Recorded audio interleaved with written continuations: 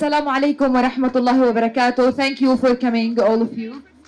Actually, at the first, I want to introduce myself. I am Saja from the Gaza Strip, from Palestine. Thank you. I always was trying to imagine when my grandmother was telling me how Zionist militias expelled them from our village Ibdes in 1948. But now, I no longer need to use my imagination.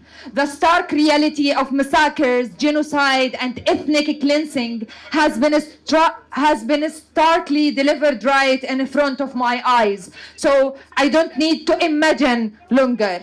I am afraid that I will be another mother and a grandmother who tell her children the same story in different time, in different century.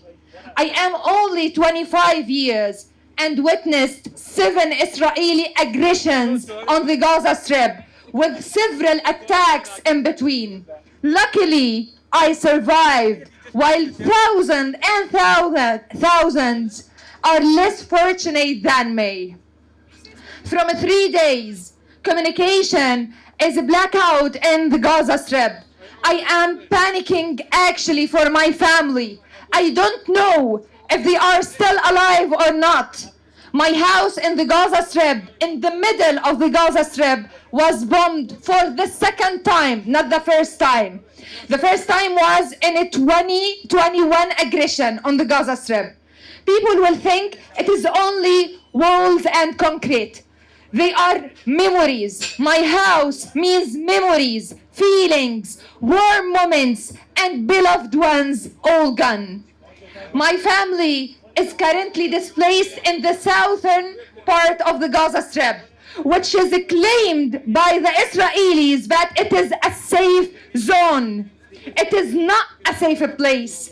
There is no safe place in the Gaza Strip. Bombings are everywhere. In my last contact with my family, the last week, I could hear the bombing in the background of my mom's voice and sounds of F-16 war plans. They have no food, they have no electricity, they have no water.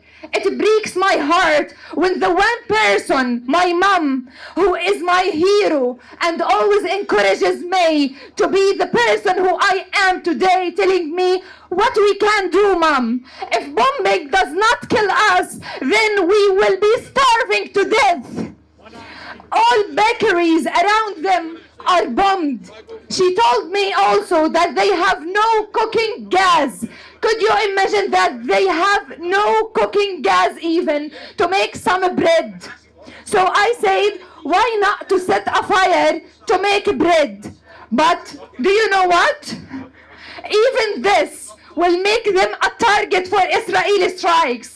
People are even reported killed as a result of being bombed while collecting wood to set fire to survive. A piece of bread become a threat. The complicity of the world has given the green line for this. Maybe to many of us here, collecting wood is kind of a pleasure while hiking or in picnics. For Gaza, it is a method to survive death. For others, it is a threat. Gazan existence is a threat. People are under blockades. People are not even allowed to find anywhere to survive. Human beings living space requirements suggest that each human needs around 3 square meters of living space to meet their basic needs comfortably. The Gaza Strip area is 365 square kilometers only, with over 3.2 million inhabitants in the Gaza Strip, meaning that 6 Gazans living in each 1 square meter, roughly equivalent to 0.015 square meters per person. This is very high density. Imagine what is it now after all of Gazan people are literally being pushed from the northern part to the southern part. They are displaced on half of the Gaza Strip. Just imagine, one bomb will kill at least 100 in these highly dense populated areas. With a broken heart, I will say, I lost 8 of my beloved friends who have been killed as a result of being bombed at their houses. Their houses are being bombed above of their heads. And their houses are located in the southern part of the Gaza Strip, which is the safe zone. They have faces. They actually had. They had names. My beautiful friend Tasneem Abdel-Nabi, who been bombed on her home, was not killed by the direct bomb only. She survived the bomb, but she did not survive the horrific life under the rubble of her own home. She was killed by the complicity of the world, who did not call for a ceasefire to stop the genocide. Could you imagine that even in Gaza, they don't have fuel for the machinery to retrieve people from under the rubble? The Israeli occupation claims that there is a safe humanitarian corridor. I think all of you could see what this means in the social media pictures. Every day we see the scenes of killed children, civilians, even animals, and their remains scattered in the street, in the humanitarian corridor, while people were leaving the northern part and evacuating to the southern part. And do you know what is worse than that?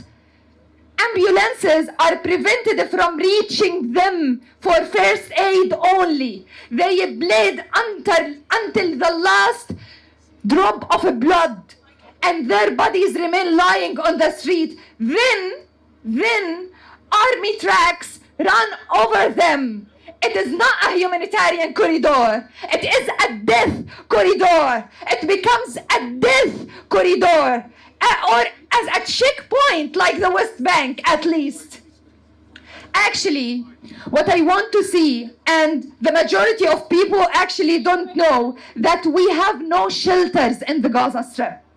Do you know what's the meaning of we have no shelters? As the concrete and the steel are banned to enter the Gaza Strip. So in such dangerous situations, what people could do?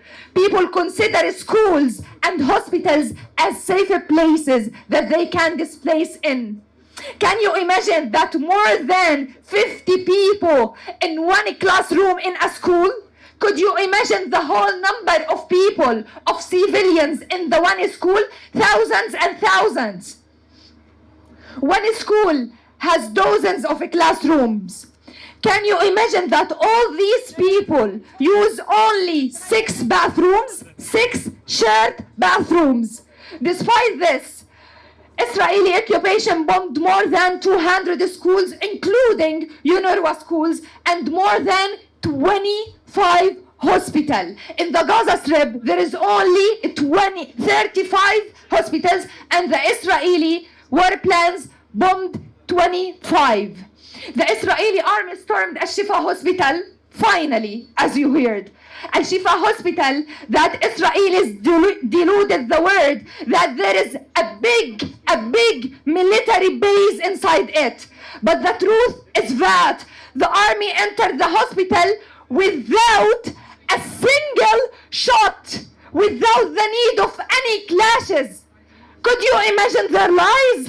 They took the sick and displaced people out into the hospital yard, stripped them of their clothes, and tortured them collectively.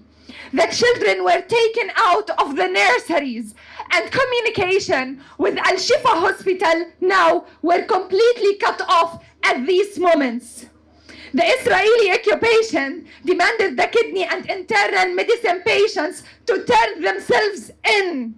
Could they be fighters, the patients? The premature babies are killed in the incubators because they cut off electricity, water, and oxygen. The premature children could be fighters. Doctors, patients, nurses, at hospital are being a target to kill is against any human law, not only the international laws. However, in the Gaza Strip, this doesn't imply. I urge every one of you to never stop talking about us, to never stop talking about Palestine. If we are not able to stop the injustice, we must tell everyone about it. I urge every one of you to save my family and my people.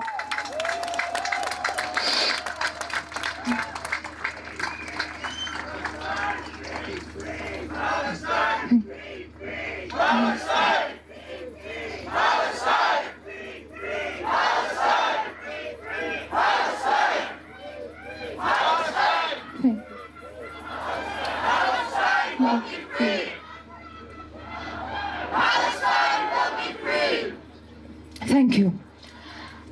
What I want to tell you now, that the situation is more dangerous.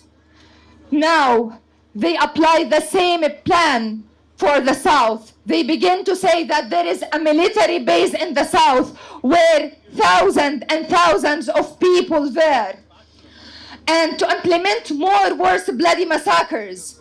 This is the same word that gives them the green light to implement genocide.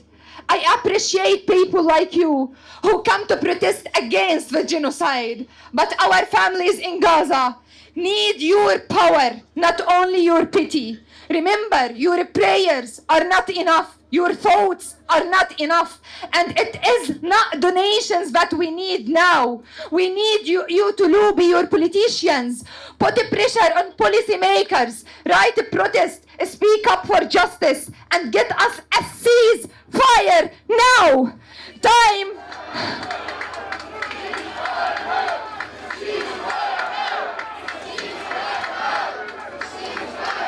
Yeah, ceasefire now. Do you know why? Because the time is costing now us lives. In every moment in the Gaza Strip, there is a children who is killed every moment.